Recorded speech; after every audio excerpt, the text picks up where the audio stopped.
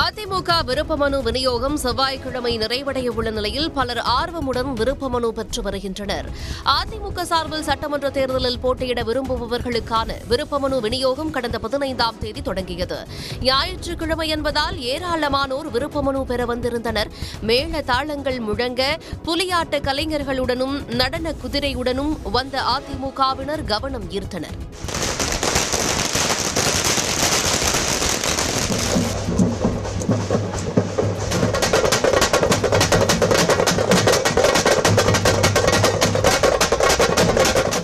விருப்ப மனு பெற வந்த அதிமுகவினரால் ராயப்பேட்டையில் அக்கட்சியின் தலைமை அலுவலகம் அமைந்துள்ள அவ்வை சண்முகம் சாலை பரபரப்புடன் காணப்பட்டது.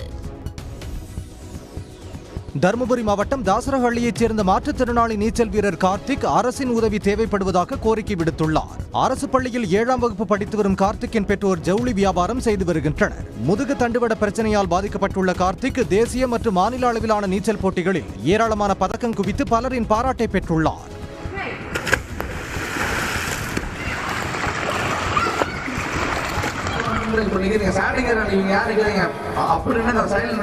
என் பையனும் தாசரலி ஒரு கிராமத்திலே முடங்கிடாம வெளியே கொண்டு வந்து நம்ம சிஎம் டெபுட்டி சிஎம் சார் எல்லாருமே சப்போர்ட் பண்ணி அவனை கொண்டு வரணும். உயர்திறன் நீச்சல் பயிற்சி அளிக்க தமிழக அரசு உதவி செய்தால் சர்வதேச போட்டிகளில் பதக்கம் வெல்வேன் என்கிறார் மாற்றுத்திறனாளி நீச்சல் வீரரான கார்த்திக். பேரா ஒலிம்பிக்கில் கலந்து கொண்டு தமிழ்நாட்டுக்காகவும் இந்தியாவுக்காகவும் சாதனை படிக்கும் என்று அடுத்த என் குறிக்கோள். அதுக்காக தமிழ்நாடு கவர்மெண்ட் எனக்காக உதவி செய்ய வேண்டும் என்று கேட்டுக்கொள்கிறேன். ஞாயிறு விடுமுறையை ஒட்டி திருவண்ணாமலை அண்ணாமலையார் கோயில், திருச்செந்தூர் முருகன் கோயில், ராமேஸ்வரம் ராமநாதசாமி கோயில் உள்ளிட்ட முக்கிய கோயில்களில் பக்தர்களின் கூட்டம் அலைமோதியது. திருவண்ணாமலை அண்ணாமலையார் கோயிலில் அதிகாலை முதலே குவிந்த ஆயிரக்கணக்கான பக்தர்கள் 3 மணி நேரத்திற்கு மேலாக காத்திருந்து அண்ணாமலையாரையும் உண்ணாமுலை அம்மனையும் தரிசித்தனர். இதேபோல் ராமேஸ்வரம் ராமநாதசுவாமி கோயிலுக்கு வந்திருந்த ஐயப்ப பக்தர்கள் உள்ளிட்ட ஏராளமானவர்கள் புனித நீராடிய பின்னர் 2 மணி நேரத்திற்கு மேலாக காத்திருந்து வழிபட்டனர். தீர்த்தம் குளிச்சோம், நல்லா குளிச்சோம், கடல்ல நீராடி தீர்த்தம் குளிச்சுட்டு கிட்டத்தட்ட ஒரு 3 மணி நேரம் ஆயிடுச்சு சாமி கும்பிட்டு வெளியே வர்றது. ராமேஸ்வரம் கோவிலுக்கு வந்தோம், ஒரே கூட்டமா இருக்கு, கிரௌட் ரொம்ப அதிகமா இருக்கு. 2 மணி நேரம் கழிச்சு தான் நாங்கள் சாமியை பார்த்தோம், கூட்டம் ரொம்ப அதிகமா இருக்கு. திருச்செந்தூர் முருகன் கோயிலில் பொது தரிசன வரிசை, 100 ரூபாய் கட்டண தரிசன வரிசை, மூத்த குடிமக்களுக்கான சிறப்பு தரிசன வரிசை என அனைத்திலும் பக்தர்களின் கூட்டம் அலைமோதியது. நாட்டின் தலைநகர் டெல்லியில் காற்றின் தரம் மிக மோசமான நிலையை எட்டியுள்ள நிலையில் தமிழ்நாட்டின் தலைநகரான சென்னையின் பல்வேறு பகுதிகளிலும் காற்றின் தரம் மோசமடைந்து வருகிறது. காற்றின் தரம் 100க்கு குறைவாகவே இருக்க வேண்டும் என்ற நிலையில் சனிக்கிழமையன்று சென்னையில் காற்றின் தரம் சராசரியாக 178ஆக பதிவாகி மிதமானது என்ற நிலையை எட்டியுள்ளது. எனினும் அதிகபட்சமாக கொடுங்கையூரில் 274ஆகவும், அரும்பாக்கத்தில் 236 பெருங்குடியில் 219ஆகவும் பதிவாகியுள்ளது. இந்த நிலை மோசமானது என மதிப்பிடப்பட்டுள்ளது. அதே நேரத்தில் மணலியில் 137ஆகவும், வேளச்சேரியில் 132ஆகவும் பதிவாகியுள்ளது. சென்னையில் காற்று மாசு அதிகரிக்க வாகனங்கள் வெளியேற்றும் புகையும் கட்டுமான பணிகளின் போது ஏற்படும் மாசும் தான் முக்கிய காரணமாக அமைந்துள்ளது. நேற்றைய நிலவரப்படி காற்று மாசு மோசமடைந்திருந்த நிலையில் இன்று காற்றின் தரம் மிதமான நிலைக்கு வந்துள்ளது சற்றே ஆறுதலை ஏற்படுத்தியுள்ளது. புற்றுநோய்க்கான காரணிகள் முட்டையில் எதுவும் இல்லை என்றும், முட்டைகள் தொடர்பாக பரவி வரும் வதந்திகள் அறிவியல் அடிப்படையற்றவை என்றும் உணவு பாதுகாப்பு மற்றும் தர நிர்ணய ஆணையம் அறிவித்துள்ளது. கர்நாடகாவை சேர்ந்த எக்கோஸ் நிறுவன முட்டைகளில் தடை செய்யப்பட்ட நைட்ரோபியூரான் தடங்கள் இருப்பதாக தகவல் வெளியானது. இது தொடர்பாக மக்களிடம் அச்சம் பரவிய நிலையில் உணவு பாதுகாப்பு மற்றும் தர நிர்ணய ஆணையம் தாமாக முன்வந்து விசாரணைக்கு உத்தரவிட்டது. விசாரணையின் முடிவில் வெளியிடப்பட்ட அறிக்கையில் இந்தியாவில் பயன்பாட்டில் உள்ள முட்டைகளில் ஆன்டிபயோட்டிக் மருந்து இல்லை என தெரிவிக்கப்பட்டுள்ளது. மிக சிறிய அளவிலான வேதிப்பொருள் தடயங்களால் உடல் நலனுக்கு எந்தவித பாதிப்பும் ஏற்படாது என்றும் தெளிவுபடுத்தப்பட்டுள்ளது. தேவையற்ற வதந்திகளை நம்பாமல் அறிவியல் பூர்வ ஆதாரங்களை மட்டுமே மக்கள் நம்ப வேண்டும் என்றும் உணவு பாதுகாப்பு மற்றும் தர நிர்ணய ஆணையம் அறிவுறுத்தியுள்ளது. புதுச்சேரி சட்டமன்ற தேர்தலில் தேசிய ஜனநாயக கூட்டணி தொடருமா என்பது குறித்து முதலமைச்சர் ரங்கசாமி பதிலளிக்க மறுத்துள்ளார்.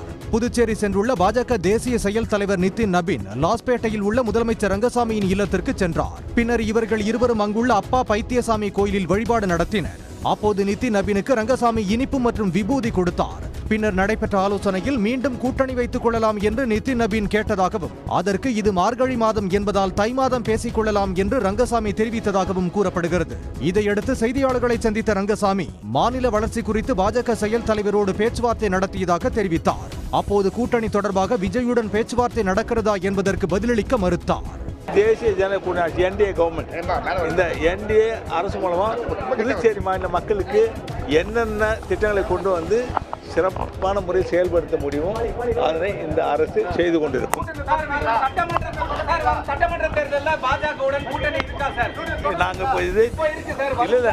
தேசிய ஜனநாயக கூட்டணி ஆட்சி இப்பொழுது நடந்து கொண்டிருக்கிறது. நன்றி, வணக்கம். கோபிச்செட்டிப்பாளையம் தொகுதியில் போட்டியிட அதிமுக வாய்ப்பு வழங்கினால் செங்கோட்டையனை 60,000த்திற்கும் மேற்பட்ட வாக்குகள் வித்தியாசத்தில் தோற்கடிப்பேன் என அவரது அண்ணன் மகன் கே செல்வம் தெரிவித்துள்ளார். திமுகவில் இருந்து விலகி அதிமுகவில் இணைந்த கே செல்வம் கோபிச்செட்டிப்பாளையம் தொகுதியில் போட்டியிட விருப்பம் தெரிவித்து அதிமுக தலைமை அலுவலகத்தில் விருப்ப மனு வழங்கியுள்ளார். பின்னர் செய்தியாளர்களை சந்தித்த அவர் ஈரோட்டில் தாவேக நடத்தியது சினிமா படப்பிடிப்புதான் என்றும் தேர்தல் வாக்கு எண்ணிக்கையின் போது இந்த படப்பிடிப்பு முடிவுக்கு வரும் என்றும் தெரிவித்தார். இன்றைய தினம் நான் எனது சித்தப்பாவை எதிர்த்து வாய்ப்பு அளிக்கப்பட்டால், மாண்புமிகு எடப்பாடியார் அவர்களால் வாய்ப்பு அளிக்கப்பட்டால் 60,000க்கும் மேற்பட்ட வாக்குகள் வித்தியாசத்திலே வெற்றி பெறுவேன் என்பதை நான் இங்கே பதிவு செய்ய விரும்புகிறேன். கவுன்சிலர் தேர்தலில் கூட போட்டியிடாத விஜய் ஈரோட்டை தாவேகாவின் கோட்டையாக மாற்றுவோம் என கூறுவது வேடிக்கையாகவும் நகைப்பாகவும் உள்ளது என்றும் கே செல்வம் தெரிவித்தார். சென்னை பெரம்பூரில் உள்ள தனியார் மருத்துவமனை ஒன்றில் இன்டர்ன்ஷிப்பிற்காக வந்த மாணவியை குளிர்பானத்தில் மயக்க மருந்து கொடுத்து பாலியல் பலாத்காரம் செய்த சம்பவம் அதிர்ச்சியை ஏற்படுத்தியுள்ளது. சென்னை கொடுங்கையூரைச் சேர்ந்த இளம்பெண் வேலப்பன் சாவடியில் உள்ள தனியார் கல்லூரியில் பிஎஸ்சி பிசியோதெரபி 4ஆம் ஆண்டு படித்து வருகிறார். இவர் சென்னை பெரம்பூரில் உள்ள தனியார் மருத்துவமனையில் கடந்த 17ஆம் தேதி இன்டர்ன்ஷிப்பிற்காக சேர்ந்துள்ளார். இவரை மருத்துவமனை உரிமையாளரான பிசியோதெரபிஸ்ட் கார்த்திகேயன் கொளத்தூரில் ஒரு பெண்ணுக்கு மசாஜ் செய்ய வேண்டும் என கூறி மாணவியை அபார்ட்மெண்ட் ஒன்றுக்கு அழைத்துச் சென்றுள்ளார். ஆனால் காரில் வைத்தே மாணவிக்கு கொக்கோ கோலாவில் மயக்க மருந்து கலந்து கொடுத்தவர் மாணவியை அறைக்கு அழைத்துச் சென்று மயக்க நிலையில் பலாத்காரம் செய்துள்ளார். புகாரின் பேரில் 3 பிரிவுகளில் வழக்கு பதிவு செய்த போலீசார் கார்த்திகேயனை கைது செய்துள்ளனர்.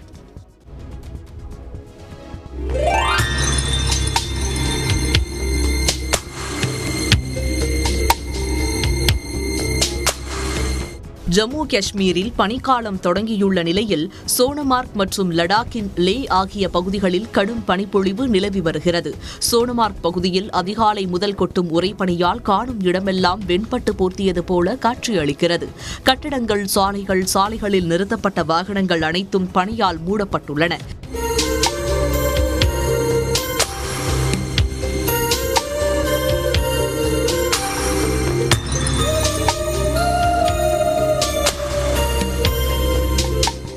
இதேபோல லே நகரம் முழுவதும் பிரமிக்க வைக்கும் வகையில் பனியால் மூடப்பட்டிருந்தது.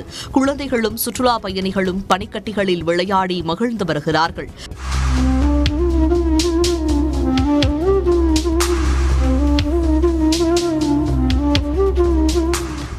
கடும் பனிப்பொழிவு காரணமாக ஸ்ரீநகரில் உள்ள தால் ஏரி பார்வையாளர்களுக்கு பரவசம் அளித்தது. 2026 ஜனவரி 15ஆம் தேதி நடைபெறவுள்ள மும்பை மாநகராட்சி தேர்தலில் தனித்து போட்டியிடப் போவதாக காங்கிரஸ் கட்சி அறிவித்துள்ளது. மராட்டிய மாநிலத்தில் உத்தவ் தாக்கரே தலைமையிலான சிவசேனா, சரத்பவார் தலைமையிலான தேசியவாத காங்கிரஸ் மற்றும் காங்கிரஸ் கட்சிகள் கடந்த 7 ஆண்டுகளாக பாஜகவுக்கு எதிராக ஒன்றிணைந்து செயல்பட்டு வருகின்றன. இந்நிலையில் விரைவில் நடைபெறவுள்ள மும்பை மாநகராட்சி தேர்தலில் காங்கிரஸ் கட்சி தனித்து போட்டியிட உள்ளதாக மராட்டியத்துக்கான காங்கிரஸ் மேலிட பொறுப்பாளர் ரமேஷ் சென்னிதாலா அறிவித்துள்ளார். இதனிடையே மும்பை மாநகராட்சியை கைப்பற்ற வேண்டும் என்பதில் உத்தவ் தாக்கரே மற்றும் ராஜ் தாக்கரே ஆகியோர் உறுதி காட்டி வருகின்றனர். இதற்கான அறிவிப்பு 1 வாரத்திற்குள் வெளியாகும் என எதிர்பார்க்கப்படுகிறது. மும்பை மாநகராட்சி தேர்தலை முன்னிட்டு மகா விகாஸ் கூட்டணியில் ஏற்பட்டுள்ள விரிசல் மராட்டிய அரசியலில் பரபரப்பை ஏற்படுத்தியுள்ளது. சபரிமலை ஐயப்பன் கோவில் சன்னிதானத்தில் இந்த ஆண்டு முதல் பக்தர்களுக்கு கேரள மாநிலத்தின் பாரம்பரிய உணவான சத்யா பரிமாறப்படுகிறது. இதற்கு ஐயப்ப பக்தர்கள் வரவேற்பு தெரிவித்துள்ளனர். சபரிமலை ஐயப்பன் கோவிலில் தற்போது மண்டலகால பூஜைகள் நடைபெற்று வருகின்றன. இங்கு நாள்தோறும் தமிழ்நாடு, ஆந்திரா, தெலுங்கானா உள்ளிட்ட மாநிலங்களைச் சேர்ந்த 1,00,000 பக்தர்கள் வந்து செல்கின்றனர். இவர்களுக்கு மதிய அன்னதானமாக புலாவ் வழங்கப்பட்டு வந்தது. இதற்கு தென்னிந்திய பக்தர்கள் மத்தியில் வரவேற்பு குறைந்ததால் இன்று முதல் சாம்பார், பொரியல், அப்பளம், பாயசம் உள்ளிட்டவை அடங்கிய சத்யா உணவு பரிமாறப்படுகிறது. இதனை கோவில் செயல் அலுவலர் பிஜு தொடங்கி வைத்தார். மதுரை மாட்டுத்தாவணி அருகே உள்ள தகவல் தொழில்நுட்ப பூங்கா வரும் ஜூன் மாதம் திறக்கப்பட உள்ளதாக தொழில்துறை அமைச்சர் TRB ராஜா தெரிவித்துள்ளார். தமிழ்நாடு தொழில் வளர்ச்சிக் கழகம் சார்பில் 9.60 ஏக்கர் பரப்பளவில் சுமார் 314 கோடி ரூபாய் மதிப்பீட்டில் கட்டப்பட்டு வரும் தகவல் தொழில்நுட்ப பூங்காவின் கட்டுமான பணிகளை அமைச்சர் TRB ராஜா ஆய்வு செய்தார். பின்னர் செய்தியாளர்களை சந்தித்த அவர், திராவிட மாடல் அரசு தமிழ்நாட்டிற்கு இதுவரை கிடைக்காத வரலாற்று சாதனைகளை நிகழ்த்தியுள்ளது என்று பெருமிதம் தெரிவித்தார். திராவிட மாடல் அரசு தொடர்ந்து இதுவரைக்கும் தமிழ்நாட்டுக்கு கிடைக்காத வரலாற்று சாதனைகளை படைத்து வருகிறது. யாராக இருந்தாலும் ஆக்கப்பூர்வமான எந்த ஒரு கேள்வியை கேட்டாலும் நிச்சயமாக பதில் சொல்வதற்கு தயாராக இருக்கிறோம். யாராக இருந்தாலும் ஆக்கப்பூர்வமான கேள்விகள் கேட்டால் அதற்கு பதிலளிக்க தயாராக இருக்கிறோம் என்றும், தூக்கத்தில் இருப்பவர்களுக்கெல்லாம் தேவையில்லாமல் பதிலளிக்க முடியாது என்றும் அமைச்சர் TRB ராஜா தெரிவித்தார். 2026 சட்டமன்ற தேர்தலில் தேசிய ஜனநாயக கூட்டணியில் தங்கள் கட்சிக்கு 6 தொகுதிகள் பெறுவோம் என்று புதிய நீதி கட்சி தலைவர் AC சண்முகம் தெரிவித்துள்ளார். காஞ்சிபுரத்தில் தனியார் அமைப்பு சார்பில் திருமுறை திருவிழா வெகு விமர்சையாக நடைபெற்று வருகிறது. விழாவின் முக்கிய நிகழ்ச்சியாக ஸ்ரீ ஏலவார் குழலி சமேத ஸ்ரீ ஏகாம்பரநாதர் திருக்கல்யாண உற்சவம் நடைபெற்றது. விழாவில் கலந்து கொண்ட புதிய நீதி கட்சியின் தலைவர் AC சண்முகம் பின்னர் செய்தியாளர்களை சந்தித்தார். அப்போது தமிழ்நாடு அரசு கோயில்களை புதுப்பித்து குடமுழக்கு விழாக்களை நடத்தி வருவதாக பாராட்டினார். அப்புறம் பார்த்தீங்கன்னா லாரிகளுக்கு வாடகையாகுதுன்னு சொல்லி இப்போ அதை எரித்து ஆவியாக்கி காற்றுல கலந்து விடுறாங்கங்க. பண்ணாரியம்மன் சுகர்ஸ்னால எங்களுக்கு காற்று, தண்ணி எல்லாமே பிரச்சனையாகுது. இது பரம்பரையாக நோய் வந்துக்கிட்டே இருக்குது. எங்கள் தாத்தா காலத்தில் அவருக்கு கேன்சர் பிரச்சனை இருந்தது. அதுக்கப்புறம் எங்கள் அப்பாவுக்கு வந்தது. இனி அடுத்தது எங்களுக்கு வந்துருமோ அப்படிங்கிற ஒரு பயத்தில் இது வேண்டாம் அப்படிங்கிற ஒரு இதுக்காக போராட்டத்துக்காக நாங்கள் உண்ணாவிரத போராட்டத்தில் நாங்கள் ஈடுபட்டு பண்ணிகிட்டு இருக்கோம். நாமக்கல்லில் முட்டை ஒன்றின் பண்ணை கொள்முதல் விலை புதிய உச்சம் தொட்டுள்ளது. முட்டையின் நுகர்வு அதிகரிப்பு, கோழித்தீவன மூலப்பொருட்களின் விலை உயர்வு உள்ளிட்ட காரணங்களால் முட்டை விலை தொடர்ந்து உயர்ந்து வருகிறது. அதன் தொடர்ச்சியாக நாமக்கல்லில் முட்டை ஒன்றின் பண்ணை கொள்முதல் விலை மேலும் 5 காசுகள் உயர்ந்து ₹6.35 நிர்ணயம் செய்யப்பட்டுள்ளது. 55 ஆண்டு கால தமிழ்நாட்டின் கோழிப்பண்ணை வரலாற்றில் இதுவே அதிகம் என்று கூறப்படுகிறது. கடந்த 2 நாட்களில் மட்டும் முட்டை விலை 10 காசுகள் உயர்ந்துள்ளது. 1100க்கும் மேற்பட்ட கோழிப்பண்ணைகள் கொண்ட நாமக்கல் மாவட்டத்தில் தினந்தோறும் 6 கோடி முட்டைகள் உற்பத்தி செய்யப்படுவது குறிப்பிடத்தக்கது. ஈரோடு மாவட்டம் கோபிச்செட்டிப்பாளையம் அருகே உள்ள கொடிவேரி அணையில் தண்ணீர் குறைவாக இருந்த போதிலும் சுற்றுலா பயணிகள் உற்சாகமாக விடுமுறையை கொண்டாடி மகிழ்ந்தனர். கடந்த சில நாட்களாக பாசனத்திற்காக வழங்கப்பட்ட தண்ணீர் நிறுத்தப்பட்டு குடிநீருக்காக மட்டும் தண்ணீர் வழங்கப்படுவதால் கொடிவேரி அணையிலிருந்து குறைவான தண்ணீர் மட்டுமே வெளியேற்றப்படுகிறது.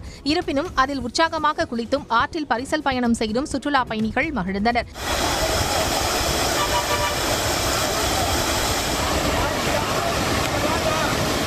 இந்நிலையில் வார விடுமுறையை ஒட்டி செங்கல்பட்டு மாவட்டம் மாமல்லபுரத்திற்கு அதிக எண்ணிக்கையிலான சுற்றுலா பயணிகள் வருகை தந்தனர்.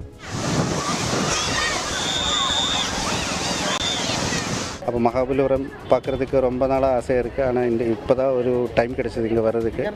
ஸோ கேரளாவிலிருந்து வரும். It's a beautiful place. பீப்புள்ஸும் ரொம்ப நல்லா இருக்குது, க்ரௌடும் நல்லா இருக்குது. So everyone has to come here. கடற்கரை, வெண்ணெய் உருண்டை பாறை, 5 ரதம், கடற்கரை கோயில் உள்ளிட்ட இடங்களை சுற்றுலா பயணிகள் அதிகம் பேர் கண்டு ரசித்தனர். சிவகங்கை மாவட்டம் இளையான்குடி தெற்கு ஒன்றிய திமுக சார்பில் மாநில அளவிலான மகளிர் கபடி போட்டி சாலை கிராமத்தில் நடைபெற்றது. கூட்டுறவுத்துறை அமைச்சர் KR பெரியகருப்பன் மற்றும் மானாமதுரை MLA தமிழரசி ரவிக்குமார் ஆகியோர் போட்டியை தொடங்கி வைத்தனர். துணை முதலமைச்சர் உதயநிதி ஸ்டாலினின் பிறந்த நாளை கொண்டாடும் வகையில் நடந்த இந்த போட்டியில் ராமநாதபுரம், புதுக்கோட்டை, ஈரோடு உள்ளிட்ட பல்வேறு மாவட்டங்களில் இருந்து மகளிர் அணிகள் கலந்து கொண்டு விளையாடினர். மானாமதுரை சட்டமன்ற உறுப்பினர் தமிழரசி ரவிக்குமார் களத்தில் இறங்கி கபடி விளையாடி வீராங்கனைகளை உற்சாகப்படுத்தினார்.